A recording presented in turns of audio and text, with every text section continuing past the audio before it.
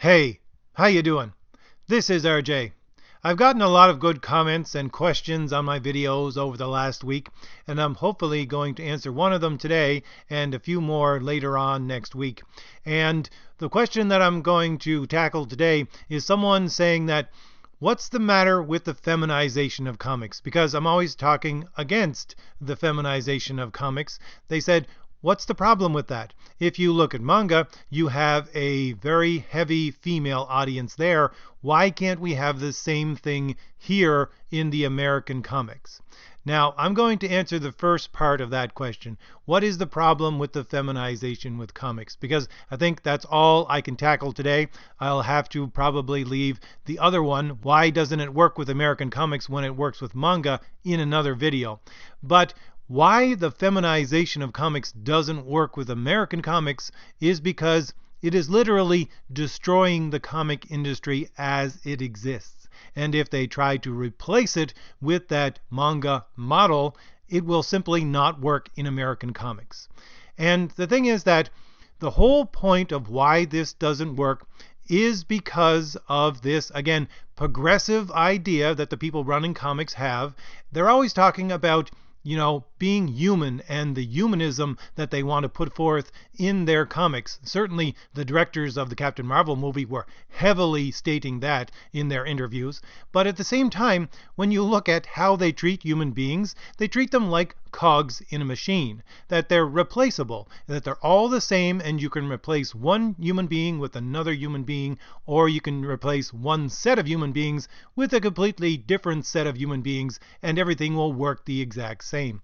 But that's simply not true. You can't take an audience, which is a male audience for comics, and replace it with a female audience for comics, and simply expect everything to work exactly the same. It's not going to happen. There is a basic fundamental difference between boys and girls and how they deal with fantasy that is ingrained in them as boys and girls, which science has shown and studies have been done about since at least the 70s, that show that girls and boys deal differently with fantasy. And so you can't take a male audience and simply replace it with a female audience. It simply won't work. You will have to replace the entire industry to something completely new if you wish to do that. But there is no acknowledgement of this within comics. They believe that you can simply switch out males for females. Because comics are fantasy. You're dealing with fantasy stories. These are fantasy worlds that you have in Marvel and DC. And so it is very much hinging on the idea of how people interact with fantasy stories. Now, all of this comes from, again, scientific studies, which have been around for at least 40 years, that show that you have boys and you have girls, and they react differently to things since the time they are tiny little babies. They've done experiments taking little babies when they first are able to see things clearly and showing them pictures of things. And girls, on the whole, tend to react more positively to faces. And boys tend to react more positively towards objects and mechanical things. And that is one of the fundamental differences between boys and girls that grows into a different relationship with fantasy and fantasy stories. Because when you have this, you have boys, and they tend to focus on objects, and girls tend to focus on the subjects. Now, this has, again, been scientifically proven. Girls focus on the subjective, that is to say, on the internal of either themselves or other people, whereas boys focus, again, on the mechanical, on the object that is outside of them. And since they do this, and they've taken their studies and put it towards even older children, the studies that I had read were about children between the ages of 4 and 6, and they looked at them and how they played. And boys tended to play more in a fantasy pretend world than girls did. Again, this is all on average. It's not every boy and every girl, but on average, boys tend to use fantasy worlds more than girls do. Girls tend towards a social world and a social play experience. And that's the thing. You have boys right from the get-go, and they start building fantasy worlds in order to play, because they're focusing on objects, and a fantasy world is a constructed object. Whereas girls, they construct a social bubble in order to play in. This is the general way that children play between the ages of 4 and 6. And again, taking those experiments and seeing how they unfold on even older children, they notice that as children grow up, they use fantasy play more and more, and since the boys had a head start from the beginning, the boys deal with this fantasy play and these fantasy stories much more readily than girls do. And so, how does this generate a comic audience, and the difference between a male comic audience and a female comic audience? Well, number one, the thing is, again, you have boys. They're focused on the external, the objects, and therefore they become more focused on the visual. Whereas you have girls, they're focused on the subjective, and that is internal, almost entirely internal. And so you have boys gravitating towards the visual medium of comics, and girls tending toward the internal medium of novels. That's simply the way it goes, and it all boils down to how they deal with the world from the time they're little babies onwards. And it's a biological thing. It's not a socially constructed thing as these progressive people would make you believe. No, it's a biological fact. And further from that, the studies indicate that this is what boys do when they're dealing with these fantasy ideas. You take all of those things which boys are directed towards, dealing with objects, dealing with the mechanical, dealing with things outside of themselves, dealing with fantasy kind of play, and they like to construct things because they're dealing with objects, and they usually construct an idea of a fantasy world. And the way that they construct this thing is they take external objects of fantasy, things that they learn from their friends, from the television, from movies, from comics. They take all of those things and they incorporate them into the idea of what a fantasy world actually is supposed to look like within their own minds. So they have this construct of a fantasy world and what it's supposed to be, this foundational idea of a fantasy story in their own minds that they have constructed over the years using the bricks and mortar of fantasy that they have come into contact with in their own lives. And so if you have a kid who has been exposed to superheroes and comics, he takes those ideas, like the character of Superman or Batman, like the power set of Wolverine, or the cosmic ideas expressed in Marvel Comics. He takes those things and he uses them as part of the bricks and mortar to build a foundational idea of what fantasy is, and he will use that foundational idea of fantasy to support all of the fantasy that he comes in contact with throughout his life, whether it be in comics or in movies or in television shows or in stories or anything else. It always rests upon that foundation that has been set up and built since he was a child. But for girls, since they tend to construct a social bubble, this is something else entirely. They lack the heavy foundation that the boys usually have with fantasy, and they focus more on building social bubbles, which has to do with the subjective, has to do with the internal of themselves and with others, and usually deals with social structures, personal connections, and emotions. And so that's what they build upon. And the thing is that those social bubbles, they can come and go, and they can change drastically over time. And there needs to be a social, personal connection for them to have some interest in that social bubble.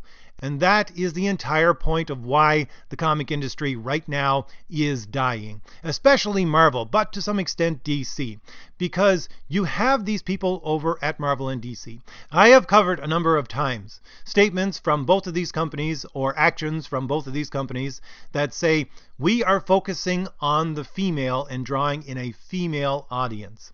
They want to do this. You have the statements from Marvel saying, comics are no longer just for boys. You have people like Kelly Thompson, who works for Marvel, saying, it's okay if you chip away at that old audience of boys and men.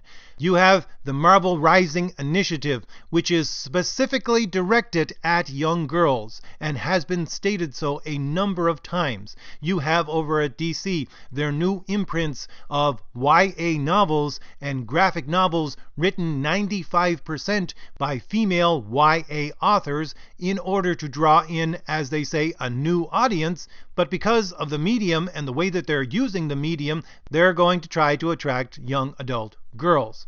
So when they do that, they have a massive problem, because here you have the boys, and when they build that foundational idea of fantasy since they were a child, they use the bricks and mortar of your fantasy that they've come in contact with, and it's always going to be there throughout their lives. You know, when you have a kid and they really like Superman as a kid, they may not read the comics throughout their entire life, but most probably that boy will love the character of Superman throughout his entire life, because that foundation is always there. And since that foundation is always there, and he has used some of these characters in that foundation as bricks and mortar, it will be much, much easier to bring him into reading comics. And going back to this fantasy world where he has these characters that he already knows and is part of his foundation, it's so easy to draw in boys that way. But with the girls, there always needs to be this social connection, which usually translates to a personal and emotional connection, and that connection can be lost very easily. Let's say Marvel and DC were able to have a majority female audience. The problem is that that female audience can leave just as fast as they came in. There's no foundational basis like the boys that is always going to be there. No, they can leave very quickly, and the only way that you can keep them there is by making sure there is a personal, emotional, social tie at all times for these girls and women to this fantasy world and their characters. And how does this express itself in comics? Well, look at Marvel. Marvel has declared themselves a lifestyle brand, and as part of their lifestyle brand, they produce things like the monthly Women of Marvel podcast. They produce things like the, I do believe it's bi-weekly cooking show of Marvel Eat the Universe. They produce a weekly web article that is focused on fashion and the fashion of the characters in the Marvel Universe. They produce a weekly YouTube video that concentrates on cosplay and is about nothing but cosplay. Now, all of these things, you can see, are directed mainly towards women. Why would they have to do this? Well, they have to do this because in order to grow and maintain a female audience, they will need to make some kind of artificial tie for that female to the company of Marvel, and it always needs to be there, because if at any time it actually shuts down and isn't there, they will simply leave. And again, this leads to the further problem of all of those things that I've just mentioned. They cost a lot of money. You have the Women of Marvel podcast. They now have their own studio. That didn't come out of thin air. You have these web shows put out by Marvel. They have not just actors and people who work for Marvel, but they have actual producers that work for Marvel to generate these shows. You have the woman who was exclusively hired by Marvel so that she could be a fashion writer for Marvel Comics. All of this costs money, and that money is not going into good storytelling or good art or producing good comics. No, it's all simply there to be an anchor to tie their female audience into the brand itself, and always has to be there and can never stop being there. And that's a whole lot of money that they're taking away from producing good comics and sticking towards other ridiculous things. And so you have a bleeding of money out of the actual production of good comics. And just briefly, to answer the question why this works in manga but not in American comics, it's very simply that American comics are in a fantasy world, and that's the way it works.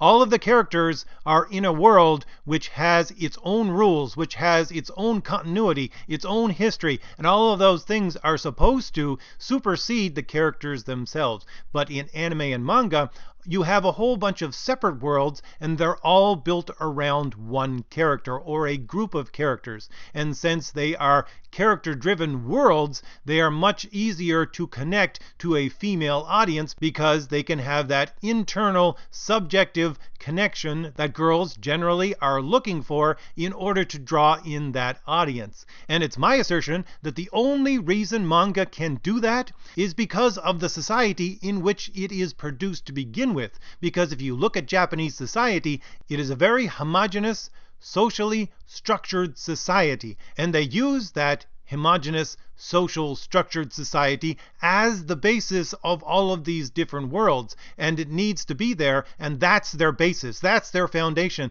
that they use, because the majority of their readers, whether they be male or female, have it so ingrained in them from the time that they are little children, this social structure of their nation. But that doesn't work in American comics because we don't have that homogeneous social structure of a nation here. It is something that is much different, and therefore to try to impose that system on American comics simply won't work. But the other thing is that that's just looking at the customers of comics. Let's look briefly at how this affects the production of comics themselves. If you go back to those little children and how they play, if you take a group of boys as opposed to a group of girls and give them both action figures, let's go old school and say you give the boys He-Man toys and you give the girls She-Ra toys. That's sort of equivalent, right? So if you have the boys, they take the He-Man toys and they say, I am He-Man. And then they go off and construct a fantasy world in order to enact that play. But the girls take the She-Ra toys and say, She-Ra is me, and then construct a social bubble in order to engage in that play. And the problem is not just that the boys go into a fantasy world and the girls go into a social world, it's that the boys say, I am this superhero, whereas the girls say that superhero is me. Now, you see the massive difference between those two ways of looking at things? And the thing is that the comic producers, Marvel and DC, but especially Marvel right now, is jumping on this train where you have these female creators and they need to be everywhere. They want them to be all over comics. And when they do that and they start producing these fantasy characters and worlds, they do that by imposing themselves upon the characters and the world. Whereas your old system with your guys producing the comics, they construct a world by saying, I'm going to create the best hero that I can think of because that's what I want to be like. But today, you have women that are creating the comics saying, this character is going to be like me. And you can see this specifically throughout Marvel Comics. And it's not just the women creators, by the way. There's also male creators that are feminized male creators that do this as well. I'll give you two examples. One a female and one a male. You have Sana Amanat. She is the co-creator with G. Willow Wilson of Kamala Khan, Miss Marvel. When she set out to create this character, she was directed specifically to create the character's base by taking herself as she was as a teenager and making that the basis of the entire character. And so the entire character is based upon her. If you look at Sina Grace over at Iceman, who has been writing Iceman for at least a year now. Sina Grace, who, by the way, is the most feminized and narcissistic person I've ever come across on social media. If you look at his comics, he doesn't write Bobby Drake as Iceman. He writes Sina Grace as Iceman. That's how he creates his comics. He takes himself, puts himself as the main character, and then writes a comic around it. And again, this produces a massive problem. Because, again, let's focus on Sina Grace. I covered a podcast which he was in about 6 months ago, where he had been writing Iceman for almost a year at that time. And he laughed off the fact that he really didn't understand how Iceman's powers worked. He didn't care because he's simply writing the character as himself. He can go ahead in his mind and just make up things for the character and how his power set actually works. Because he wants to focus on the feminized way of creating comics, of creating a social, emotional connection for your audience with the character itself. And he ignores all of the history, all of the continuity, all of the power set for his actual character, and just makes stuff up so that he can have that emotional social connection. But the problem is, that specifically excludes your male audience, because you have your male audience, and he has, as I said before, used those ideas of continuity and history and power sets and characters and used them as bricks and mortar to build his foundational understanding of fantasy itself. And when these people start writing stories that are violating continuity, that are violating the idea of the actual power set of this individual character, what they are doing is they are taking a sledgehammer to that foundation that boys and men have for their understanding of fantasy. And when you do that, you have people simply walk away from these characters and walk away from the medium of comics itself. Because you can have plenty of guys who love the characters of, let's say, Spider-Man since they were a kid, and they keep on buying Spider-Man, even though it is the worst comic in the world at times and has awful stories. They will continue to buy it because it's part of their foundational idea of understanding fantasy. But once you start to destroy that foundational idea by violating continuity, by violating things like his actual power set, you get those guys who would normally be Spider-Man fans for life just giving up on the comic. And all that you have left when you have this feminized way of creating comics is those comic creators imposing themselves upon the product of their comic and believing that that will create a social connection with their audience. And they will ignore everything that the audience wants. And so you have these comic creators making ridiculous statements. I just covered last week this cover artist who said she wanted to create covers for Marvel that were showing women feeling their feelings. That's what she wants to do, and that's all she's going to do. Hang what any of the people actually want for their comic covers. That's what she wants to do, and that's what she's going to do. You have Sana Amanat, who is the driving force behind the Marvel Rising initiative, saying how much body diversity is supposed to be a central part of all of this initiative for Marvel and their comics and their web series for this Marvel Rising initiative. Why? Because you will barely get through a podcast that she is in without her talking about the fact that she's short and dumpy. Therefore, she's imposing herself and her idea of body positivity that she's looking for because she and her best friend are both short and dumpy and imposing it upon all of those characters. You have people like, what's his name? Solomon Ahmed, who writes Miles Morales Spider-Man, who talks over and over again throughout his interviews and his podcasts about how his family had to go through persecution because they were immigrants and they were Muslims. And what does he do when he creates a story? Well, he specifically said that he wants to make the center of the stories of Miles Morales social justice. You have Ta-Nehisi Coates writing Captain America, and he's obsessed with the idea that there's some kind of white supremacist attitude that runs through all of American culture. And so, what does he write about in his comics? What does he make the core of all of his stories? Well, it's the fact that America is a white supremacist country. And I could go on and on and on with these. All these creators do is they take their personal beef and they impose it upon their characters and their comic and think that that's actually going to sell comics, when in truth, all it means is the death of American comics. So, if I've given you anything new to think about, hit like, hit the shield in the lower right hand corner of your screen to subscribe, and leave me a comment. Tell me what you think about this. Alright.